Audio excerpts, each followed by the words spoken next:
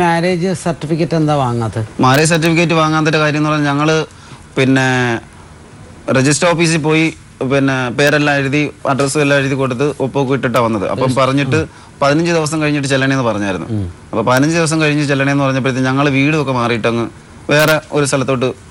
അപ്പം വീട്ടിൽ ഒന്ന് ബുദ്ധിമുട്ടൊക്കെ ആയിരുന്നു എല്ലാവരും കൂടെ. അങ്ങനെ വീട് മാറിയായിരുന്നു. വീട് മാറിയപ്പോഴത്തേക്ക് ആ വാടകയ്ക്ക് ഒരു വീട്ടിൽ താമസിച്ച വീട്ടിൽ ഞങ്ങൾ അവിടുന്ന് അങ്ങ് മാറിയപ്പോഴത്തേക്ക് അതിനകത്ത് ഒരു ചെറിയൊരു ബുക്കിലായി ഈ രസീത് വെച്ചിരുന്നത്. അപ്പോൾ ഈ രസീത് അവിടെ ആയിപ്പോയി. വീട്ടിൽ വന്ന സമയത്ത് ഈ സാധനം തിരക്കിയപ്പോഴത്തേക്ക് അതില്ല. അപ്പം അവിടെ ഞാൻ ചെന്നപ്പോഴത്തേക്ക് അവർ JCB ഒക്കെ വെച്ച് ആ വീടെല്ലാം ഇടിച്ച് പൊളിച്ച് അവിടെ പുതിയ വീട് വെക്കാനായിട്ടുള്ള രസീത് വേണ്ടല്ലോ, നിങ്ങൾ രജിസ്റ്റർ ചെയ്ത സാധനം അവിടെ പറഞ്ഞാൽ ഞാൻ അവിടെ ചെന്ന്. അപ്പൊ ആ രജിസ്റ്റർ ഓഫീസിന്റെ തൊട്ട് അതിന് ഓപ്പോസിറ്റ് തന്നെ എനിക്ക് പണിയുണ്ടായിരുന്നു. ചെന്ന് ചോദിച്ചു. അപ്പം നമ്മൾ ഇങ്ങനെ നോക്കിയിട്ട് വീണ്ടും അവരെ ജോലി ചെയ്തുകൊണ്ടിരുന്നിട്ട് പിന്നെ നോന്നിട്ട് പറഞ്ഞു, നിങ്ങൾ ഒന്നുകൂടെ അങ്ങ് രജിസ്റ്റർ ചെയ്തോ, ഇത് അങ്ങനെയൊന്നും നടക്കത്തൊന്നുമില്ല എന്ന് പറഞ്ഞിട്ട് അവർ കുനിഞ്ഞിരുന്ന് അവർ എന്തോ എഴുതിക്കൊണ്ടാക്കിയിരുന്നു. അപ്പൊ പിന്നെ നമ്മളെ മൈൻഡ് ചെയ്യുന്നില്ല. അപ്പൊ ഞാൻ വിചാരിച്ചു ചെയ്തിട്ട് എന്നാ പോവാന്ന് പറഞ്ഞു. അങ്ങനെ ഞാൻ വന്നിട്ട് പറയുകയും ചെയ്തു, വീട്ടിൽ വന്ന് പറഞ്ഞു. എന്നിട്ട് ഇപ്പൊ എത്ര കാലം കല്യാണം കഴിഞ്ഞിട്ട്? 10 ഇതിനിടയ്ക്ക് ഒന്നും മേടിച്ചില്ലേ? ഇതിനിടയ്ക്ക് പോയിട്ട് പിന്നെ ഇത് ഇങ്ങനെ അവരും ഇങ്ങനെ നമ്മളെ മൈൻഡ് ചെയ്യുന്നില്ല. അപ്പൊ ഞാൻ വീട്ടിൽ വന്ന് പറയുകയും ചെയ്തു, അവരും മൈൻഡ് ചെയ്യില്ല. അത് ഗുരുതരമായ തെറ്റാവുമെന്ന കാരണം നമുക്ക് മനസ്സിലായി. ഇതിനിടയ്ക്ക് ചെയ്യാം. ഒന്ന് ഗുരുതരമായ തെറ്റെന്ന് പറഞ്ഞാൽ, ഒന്ന് ആ വിവാഹ സർട്ടിഫിക്കറ്റ് നിങ്ങൾ സംഘടിപ്പിച്ചില്ല, അതുകൊണ്ടുള്ള പ്രത്യാഘാതങ്ങളൊക്കെ പലതും വരും. രണ്ടാമത്തെ വലിയ ചീറ്റിംഗ് ചെയ്തായിട്ട് വരും. ഒരു പെണ്ണിനെ വിവാഹം കഴിക്കാനെന്ന് പറഞ്ഞ വ്യാജേന മോഹിപ്പിച്ചു കൊണ്ടുവന്ന് വിവാഹത്തിൻ്റെ തണലിൽ ചതിച്ചു, കുട്ടികളായി ജീവിച്ചു എന്ന് പറഞ്ഞാൽ വലിയ ജയിലിൽ നിന്ന് ഇറങ്ങാത്ത വലിയ വൻ തെറ്റാണത്. വിവരാവകാശ അപേക്ഷ പ്രകാരം ഇന്നാളും തമ്മിൽ വിവാഹം രജിസ്റ്റർ ചെയ്തിട്ടുണ്ടെങ്കിൽ എന്ത് സർട്ടിഫിക്കറ്റ് കൊടുത്തോ ഇല്ലയോ, സർട്ടിഫിക്കറ്റ് വേണം. ഇത്രയും കൊടുത്താൽ 15 ദിവസത്തിനുള്ളിൽ മറുപടി തരണമല്ലോ നിങ്ങൾക്ക്. അതാരെങ്കിലും ചെയ്താൽ നിങ്ങൾ കുഴപ്പത്തിലാവൂലേ? ആ രേഖ അവർ മിസ്സാക്കി കളഞ്ഞ ജാമ്യമില്ലാ വകുപ്പാണത്. നിങ്ങൾക്ക് ഒരുപാട് സ്ത്രീകളുമായിട്ട് ബന്ധമുണ്ടെന്നാണ് ശരിയാണ്? അങ്ങനെയൊന്നുമില്ല. എനിക്ക് അങ്ങനെ ഒരുപാട് സ്ത്രീകളുമായിട്ടൊന്നും യാതൊരു ബന്ധമില്ല. കുറച്ച് സ്ത്രീകളുമായിട്ടോ? ഒരു സ്ത്രീകളുമായിട്ടും ബന്ധമില്ല. ആരുമായിട്ടും? ഇവരുമായിട്ടും ഇല്ല. എനിക്ക് ഞാൻ താലി കെട്ടിയതല്ലേ. അതെ, ഇപ്പൊ അവര് വേറെ താമസിക്കുന്നെങ്കിൽ എന്റെ വൈഫല്ലേ, ചെലവിന് കൊടുക്കണ്ടേ? അപ്പൊ ഞാൻ ചെലവിന് കൊടുത്തോണ്ടിരിക്കുകയല്ലേ. അപ്പൊ അതിന് തെളിവ് നിങ്ങൾ ഉണ്ടാക്കണം. അപ്പൊ അതിന് തെളിവെന്ന് പറഞ്ഞാൽ എന്റെ കൊച്ചുങ്ങൾക്ക് ഇപ്പം ഒരു ബിസ്ക്കറ്റ് മേടിച്ചു കൊടുക്കുന്നതായാലും ഒരു 10 രൂപ കൊടുക്കുന്നതായാലും ഞാനിപ്പോ ഒരു ബുക്കിനകത്ത് ഞാൻ ഇത്ര രൂപ കൊടുത്തതെന്ന് പറഞ്ഞ് അവരെ കൊണ്ട് ഒപ്പിടിക്കാൻ പറ്റും. നിങ്ങളൊരു അക്കൗണ്ടില് മാസം കൃത്യമായിട്ട് 3 പേരുടെയും നിങ്ങളുടെ ഭാര്യയുടെയും അവർക്ക് അസുഖമുണ്ട്, അതിന്റെ ചെലവിന് ഒരു കൃത്യമായ ഒരു തുക നിശ്ചയിച്ച് ഇട്ട് കൊടുത്താൽ നിങ്ങൾക്കത് എവിടെ ഒരു സംഗതി ഉണ്ടെങ്കിലും നിങ്ങൾക്ക് കാണിക്കാം. ഞാൻ ഇതാ റെഗുലറായിട്ട് ചെലവിന് കൊടുത്തോണ്ടിരിക്കുകയാണ്, എന്റെ കടമ ഞാൻ നിർവഹിച്ചുകൊണ്ടിരിക്കുകയാണ്, നിങ്ങൾക്ക് കാണിക്കാം അല്ലേ? തീർച്ചയായിട്ടും അക്കൗണ്ട് വഴി കൊടുക്കും. മാഡം പറഞ്ഞതാ പോയിന്റ്. അപ്പൊ അത് അവർക്ക് കിട്ടുകയും ചെയ്യും. അവരുടെ സൗകര്യവുമായി നിങ്ങൾ കൊടുത്തുന്നത് രേഖയുമായി. നാളെ ഒരിക്കൽ ഒന്നും തന്നില്ല എന്ന് ഇപ്പൊ പറഞ്ഞ പോലെ വന്ന് പറഞ്ഞാൽ മോശമല്ലേ? നമുക്ക് നിങ്ങൾ കാശ് കൊടുക്കുന്നു എന്നുണ്ടെങ്കിൽ പിന്നെ നിങ്ങളുടെ ഭാര്യയ്ക്ക് കൊടുത്തില്ല എന്നും പറഞ്ഞ ഒരു പ്രശ്നം പരാതി വരല് നമുക്ക് ക്ഷീണമല്ലേ? വീട്ടിലോട്ട് വിളിച്ചോണ്ട് പോകാത്ത എന്താ? ഞാന് വിളിച്ചോണ്ട് പോകാത്തല്ല, ഞാന് വിളിക്കാത്ത ദിവസങ്ങളില്ല. വിളിക്ക്, ക്ഷീണതയാണോ കണ്ടോ? അവരുടെ ക്ഷീണം കണ്ടോ? ഞാൻ എത്ര ദിവസങ്ങൾ ഞാൻ വിളിച്ചിട്ടുണ്ട്. എന്റെ വീട്ടിൽ വന്ന് താമസിക്ക്. അപ്പൊ ഇപ്പൊ മെഡിക്കൽ കോളേജിൽ പോയപ്പോ തന്നെ എന്നോട് ഞാൻ പോകാൻ നേരത്തെ ഞാനില്ലായിരുന്നു. അപ്പൊ പോയപ്പം ഞാൻ പറഞ്ഞായിരുന്നു. അപ്പം വീട്ടിൽ ചെന്നപ്പോഴത്തേക്ക് അവരുടെ അച്ഛൻ മാത്രമേ ഉള്ളായിരുന്നു. അപ്പം അച്ഛൻ്റെ അടുത്ത് ഞാൻ ചോദിച്ചു, അപ്പം മൊബൈൽ കൊണ്ടുപോയി സ്വിച്ച് ഓഫ് ആണല്ലോ എന്ന് പറഞ്ഞ്, മൊബൈൽ സ്വിച്ച് ഓഫ്, അത് എന്തോ കംപ്ലൈൻറ്റ്. അപ്പം ഞാൻ പറഞ്ഞു, എന്നാൽ ഒരു കാര്യം ചെയ്യുക, അവർ വരുമ്പോഴത്തേക്ക് എന്നെ വിളിക്കുകയോ അല്ലെങ്കിൽ എന്തെങ്കിലും രീതിയിലൊന്ന് അറിയിക്കണം. എപ്പോഴാണ് വരുന്നത്? വൈകിട്ടാവത്തിൽ വരുമ്പോൾ എന്ന് പറഞ്ഞു. അപ്പോൾ പറഞ്ഞു, ആ വൈകിട്ടാവും, എന്നാൽ വരുമ്പം എൻ്റെ കയ്യിൽ ഇതേ ഉള്ളതെന്ന് പറഞ്ഞു. എൻ്റെ കയ്യിൽ 1000 രൂപ ഉണ്ടാകും. ഞാൻ 1000 രൂപ എടുത്ത് അവിടെ അവരുടെ അച്ഛൻ്റെ കയ്യിൽ കൊടുത്തു. അപ്പോൾ കൊടുത്തിട്ട് ഞാൻ പറഞ്ഞു, എന്നാൽ ശരി ഞാൻ പോവാം, വരുമ്പം വിളിക്കണം, എന്താണെന്ന് വെച്ചാൽ ഇനി ആശുപത്രി ഏതെങ്കിലും ഡോക്ടർമാരെ കാണാൻ പോകണമെങ്കിൽ പോവാം, എന്തായാലും വിളിക്കാൻ പറഞ്ഞു. അപ്പോൾ അങ്ങനെ പോയവർ പിന്നെ എന്നെ വിളിച്ച് പറഞ്ഞിട്ടില്ല. ഇന്ന് രാവിലെ ഒരു മെഡിക്കൽ കോളേജിൽ പോയിട്ടാ വന്നത്. എൻ്റെ അടുത്ത് പറഞ്ഞില്ല. പിന്നെ എന്നോട് പറഞ്ഞെന്ന് പറഞ്ഞാൽ പൂയപ്പള്ളി സ്റ്റേഷനിൽ നിന്ന് ഇറങ്ങി വന്നിട്ട് എന്നോടത്ത് പറഞ്ഞ ഡയലോഗ് എന്തോന്ന് അറിയാവോ? ഈ SI പറഞ്ഞ്, നീ എടേ നിങ്ങൾ രണ്ടുപേരും ഇവിടുത്തെ നിങ്ങൾ തിരക്കമൊന്നും വേണ്ട, നിങ്ങൾ രണ്ടുപേരും വീട്ടിൽ പോ, ഇയാളുടെ വീട്ടിൽ ചിലവിന് പൈസയും കൊണ്ട് വന്നാലോ അല്ലെങ്കിൽ നിങ്ങളുടെ വീട്ടിൽ വന്നാൽ നിങ്ങളെ അമ്മ ചീത്ത വിളിക്കും. അപ്പോഴത്തേക്ക് കൊച്ചുങ്ങൾ അവന് നിന്റെ വീട്ടിൽ വരാൻ സ്വാതന്ത്ര്യമില്ല. അപ്പം എങ്ങനെ അവൻ കൊണ്ടുവരും പൈസ? അല്ലെങ്കിൽ നിങ്ങൾ വാടക വീട്ടിൽ താമസിക്കുക, അല്ലെങ്കിൽ നിങ്ങളെ വീട്ടിൽ പോയി അവൻ്റെ വീട്ടിൽ പോയി ഇയാൾ നിൽക്കണം എന്നെല്ലാം SI പറഞ്ഞു. അപ്പം പറഞ്ഞ് അങ്ങനൊന്നും ഇല്ലാതെ പിന്നെ അവൻ എങ്ങനെ പൈസ കൊണ്ടുതരും എന്ന് പറഞ്ഞു. അപ്പോൾ പറഞ്ഞു ശരി നിങ്ങൾ ഒരുമിച്ച് പോ, അവൻ്റെ വീട്ടിൽ പോകുന്നില്ല എന്നാലല്ലേ പൈസ തരാൻ പറ്റൂ, നിങ്ങളെ കാര്യങ്ങൾ നോക്കാൻ പറ്റൂ എന്ന് പറഞ്ഞു. അപ്പോൾ പറഞ്ഞു ആ ശരി ഞാൻ പൊക്കോളാന്ന് പറഞ്ഞു. അന്നങ്ങനെ പറഞ്ഞ ആൾ അവിടെ നിന്ന് എഴുതി ഉപ്പിട്ടിട്ട് ഇറങ്ങി വന്നിട്ട് ഇപ്പോൾ ലാസ്റ്റ് കയറിയത് സ്റ്റേഷനിൽ പോയിട്ട് വന്നത്.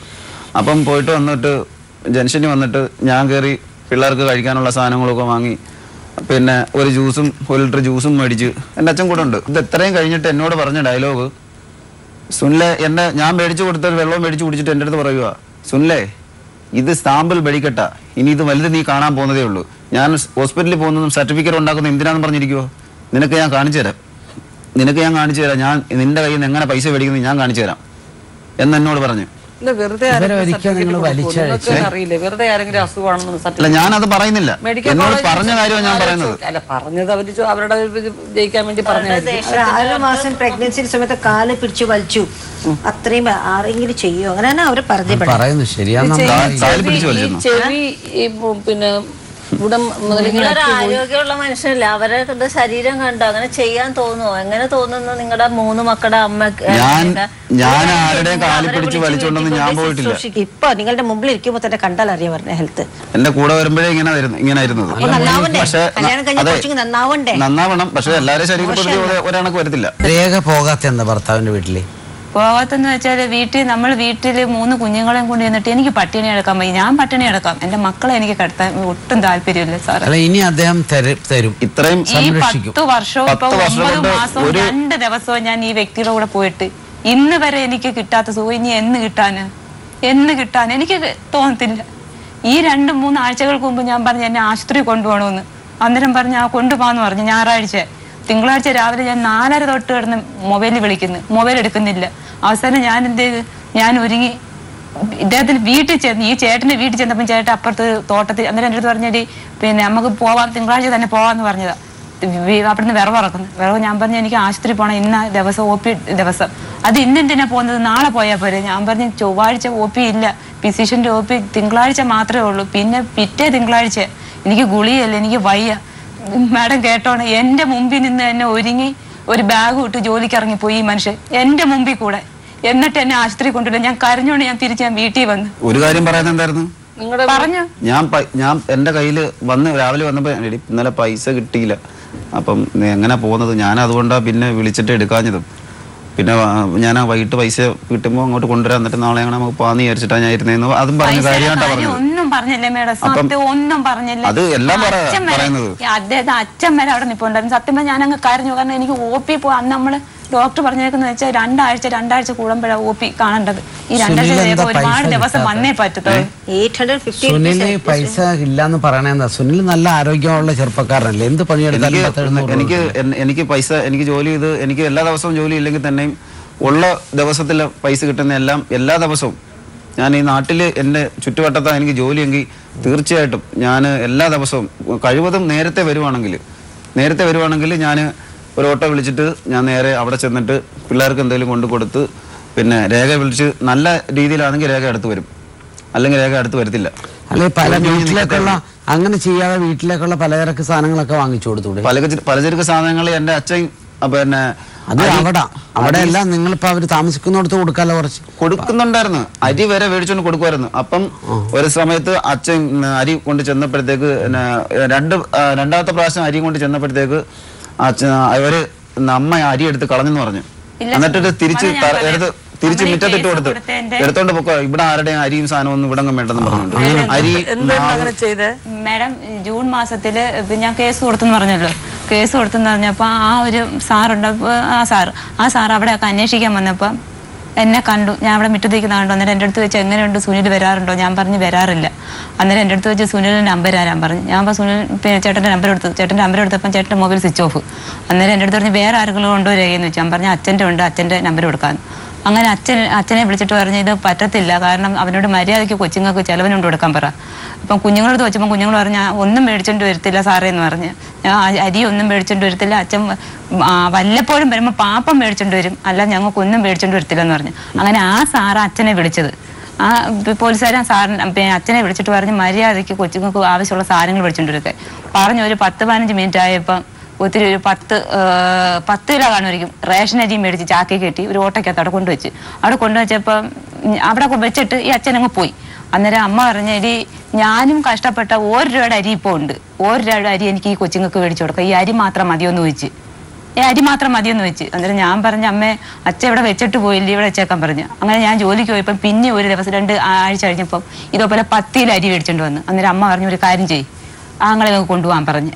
കാരണം ഞാനായാലും എൻ്റെ വീട്ടിൽ എൻ്റെ ഭർത്താവായാലും 1 രൂപയുടെ അരി ഞങ്ങൾക്ക് റേഷൻ കടയിൽ നിന്ന് മേടിച്ചു കൊടുക്കാം, ഈ ഒരു അരി കൊണ്ട് ഈ കുഞ്ഞുങ്ങൾ ജീവിക്കത്തില്ലെന്ന് പറഞ്ഞു. അത് സത്യം.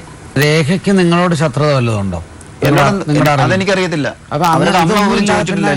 എന്തോ എവിടെ ചോദിച്ചിട്ടുണ്ട് അവരുടെ അടുത്ത്, എന്തിനും അവരോട് രേഖ ഇവിടെ വന്ന എന്തിനാ നിങ്ങൾ ചോദിച്ചോ? എന്തോ കാരണം നിങ്ങൾ തിരക്കോ? നിങ്ങൾ അച്ഛനും അമ്മയില്ലയോ? നിങ്ങൾക്ക് ചോദിച്ചുകൂടെയോ? നിങ്ങൾ എന്തുകൊണ്ട് ചോദിക്കുന്നില്ല? അത് ചോദിക്കണ്ടേ നിങ്ങൾ? ഇവിടുന്ന് ഒരു പെണ്ണിറങ്ങിപ്പോയി, ആ പെണ്ണ് തിരിച്ചു കയറി വരുമ്പോൾ നീ അവിടെ പോയിട്ട് എന്തോ കുഴപ്പം, അല്ലെങ്കിൽ നീ എൻ്റെ നമ്പർ മേടിച്ച് വിളിക്കണം, അല്ലെങ്കിൽ എന്നെ കാണുമ്പോൾ അവരോട് ചോദിക്കാം. ഇന്നുവരെ ചോദിച്ചിട്ടില്ലത്. സുനിലിന്റെ അച്ഛനും അമ്മയും പറഞ്ഞിട്ടുണ്ടോ രേഖയെ പോയി തിരിച്ചു വിളിച്ചോണ്ട് വരാൻ? എന്നോട് എന്നും എന്റെ അടുത്ത് അച്ഛൻ പറയുന്നത് എങ്ങനെയാ? എന്നിട്ട് പോയോ? ഞാൻ എന്നും വിളിക്കാറുണ്ട്. പോയോ?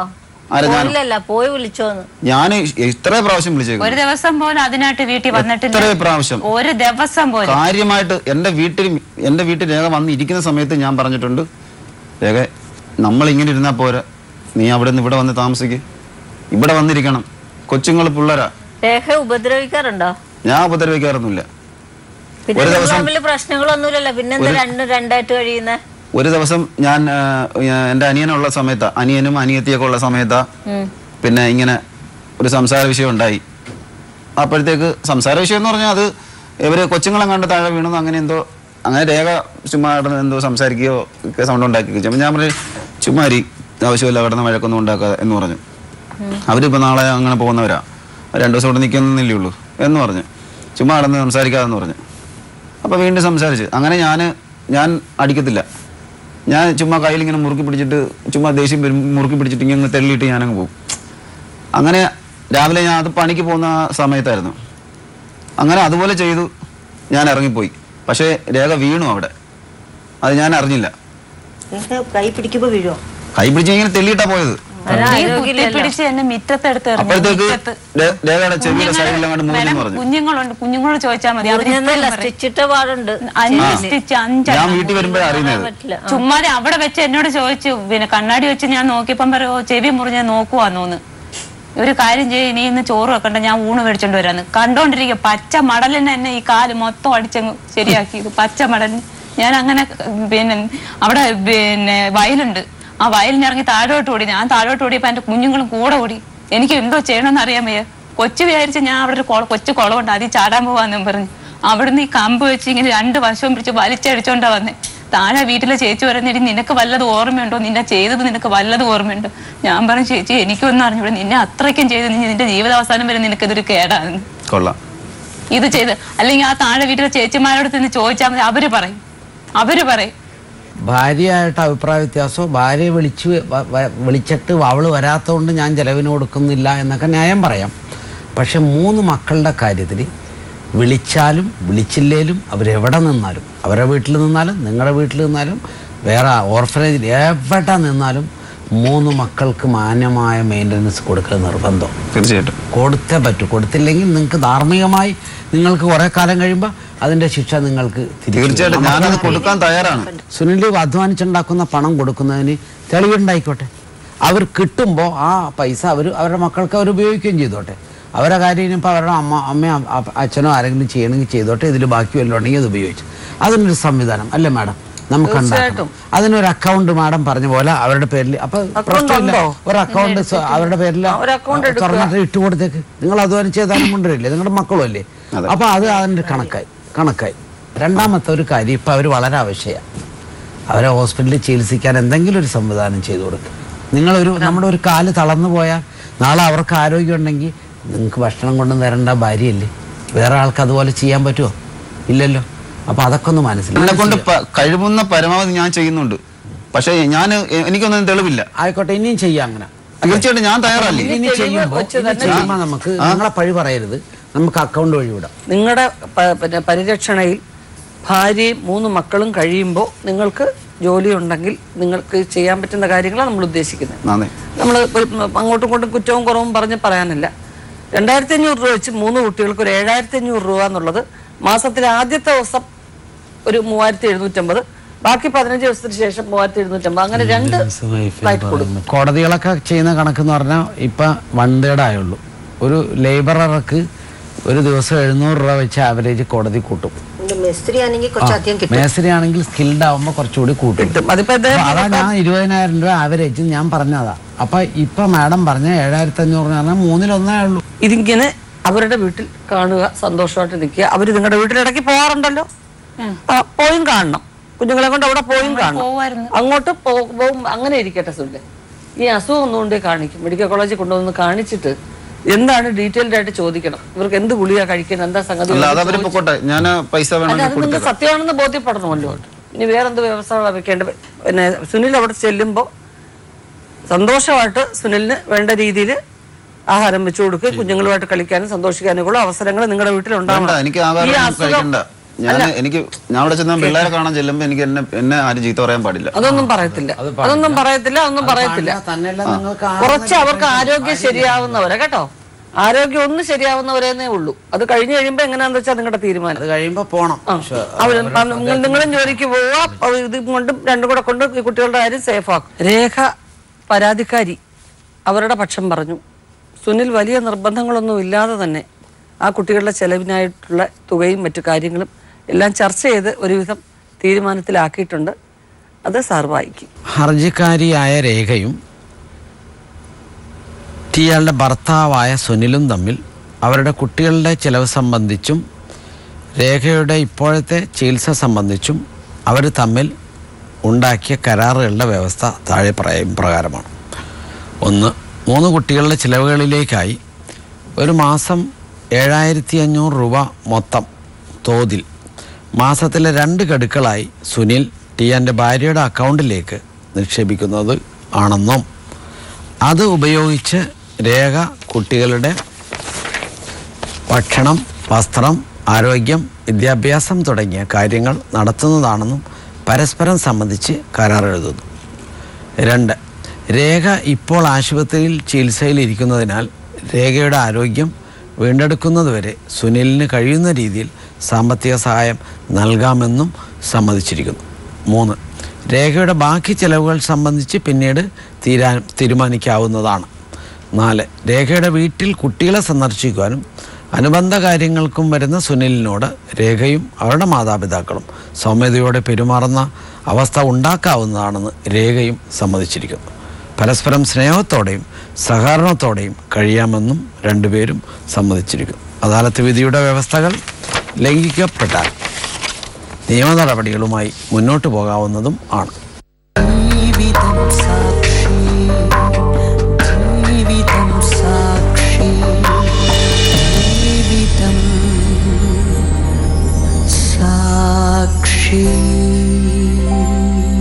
സാർ, ഇത് പിന്നെ നമ്മുടെ രേഖയുടെ ആങ്ങളെയും അച്ഛനും. ഇത് സുനിലിന്റെ അച്ഛൻ. സുനിലിന്റെ അമ്മയില്ലേ? ഇല്ല അല്ലേ? രേഖയ്ക്ക് ചില രേഖയുടെ പരാതികൾ, രേഖ എന്താ പറയുന്നത്, വിഷമങ്ങൾ കുറെ പറഞ്ഞു. ന്യായമായിട്ടുള്ള ചില കാര്യങ്ങൾ പറഞ്ഞു. അതിപ്പോ 100% അവർ പറഞ്ഞതെല്ലാം അപ്പടി ശരിയാണെന്ന് ഞങ്ങൾ വിശ്വസിക്കുന്നില്ല. അവരുടെ ഭാഗത്തും പല പോരായ്മകളും ഉണ്ടായിട്ടുണ്ടാവാം. പക്ഷെ സുനിലിന്റെ ഭാഗത്ത് പ്രശ്നങ്ങളുണ്ടെന്നുള്ളത് ഞങ്ങൾക്ക് സുനിലിനോട് പറഞ്ഞു. ഇപ്പോൾ വളരെ ന്യായമായ ഒരു കാര്യം സുനിൽ സമ്മതിച്ച് ഇവിടെ ഒപ്പിട്ടിട്ടുണ്ട്. കാരണം ആ 3 കുഞ്ഞുങ്ങളുടെ ചെലവിലേക്കായി കൊടുക്കുന്നതിന് അദ്ദേഹത്തിന് കഴിയുന്ന രീതിയിലുള്ള ഒരു നല്ല തുക തന്നെയാണ്. അപ്പൊ അതിന്റെ ആരോഗ്യ പ്രശ്നങ്ങളൊക്കെ ഒന്ന് ക്ലിയർ ആയി കഴിയുമ്പോൾ അവർ രണ്ടുപേരും ഒരുമിച്ച് താമസിക്കുന്ന ഒരു തീരുമാനം ഉണ്ടാവും. ഉണ്ടായാലേ പറ്റുള്ളൂ. ഇനിയിപ്പോ രണ്ടുപേർക്ക് വേറെ പോയി ഒരു ജീവിതത്തെ കുറിച്ച് ചിന്തിക്കേണ്ട. കാരണം 3 പെൺകുഞ്ഞുങ്ങളാ. പിന്നെ സുനിൽ അവിടെ വരുമ്പോ ഈ ചികിത്സയും കാര്യങ്ങളൊക്കെ കഴിഞ്ഞ് ഒന്ന് ആരോഗ്യമായിട്ട് വരുന്നത് വരെ അവർക്ക് തങ്ങളിലും കുഞ്ഞുങ്ങളുമായിട്ട് ഒന്ന് ചെന്ന് സന്തോഷിക്കാനും സംസാരിക്കാനുള്ള അന്തരീക്ഷം നിങ്ങൾ ഉണ്ടാക്കി കൊടുക്കണം. ഒന്നും പറഞ്ഞിട്ടുണ്ടെന്നല്ല, ഇതിവിടെ ഒരു വ്യവസ്ഥ പറയുന്നുള്ളൂ. നിങ്ങളൊന്നും പറഞ്ഞതായിട്ട് ആരും പറയുന്നില്ല. പക്ഷെ ഒരിക്കൽ പോലും എന്ത് കാരണത്തിലുണ്ട്, അദ്ദേഹത്തിന്റെ ഭാഗത്തുനിന്ന് തന്നെ ഒരു തെറ്റ് സംഭവിച്ചാൽ പോലും സംയമനം പാലിക്കേണ്ടത് നിങ്ങളുടെ കടമയാണ്. അപ്പൊ അങ്ങനെ തീരുമാനിക്കുന്നു. അപ്പം അത് നിർത്തുന്നു കേട്ടോ. എല്ലാവരും അങ്ങനെ സന്തോഷമായിട്ട് തന്നെ നിങ്ങൾ ഒരുമിച്ച് ഒരു വണ്ടിയിൽ പോവുക കേട്ടോ കുഞ്ഞുങ്ങളുമായിട്ട്. സുനിലും സുനിലിന്റെ അച്ഛനും അതുപോലെ നമ്മുടെ രേഖയും രേഖയുടെ ആങ്ങളെയും അച്ഛനും മക്കളും വന്നിട്ടുണ്ട്. എല്ലാ വർഷത്തോടുകൂടി സകുടുംബം യാത്രയാവുകയാണ്. ഇനി അങ്ങോട്ട് അവരുടെ ജീവിതയാത്രയിൽ എല്ലാവരും ഒരുമിച്ച് തന്നെ ഉണ്ടാവണം എന്ന് ഞങ്ങൾ എല്ലാവരും ആശംസിക്കുന്നു. വീണ്ടും കാണാൻ ജീവിതം സാക്ഷിയിലൂടെ. നമസ്കാരം.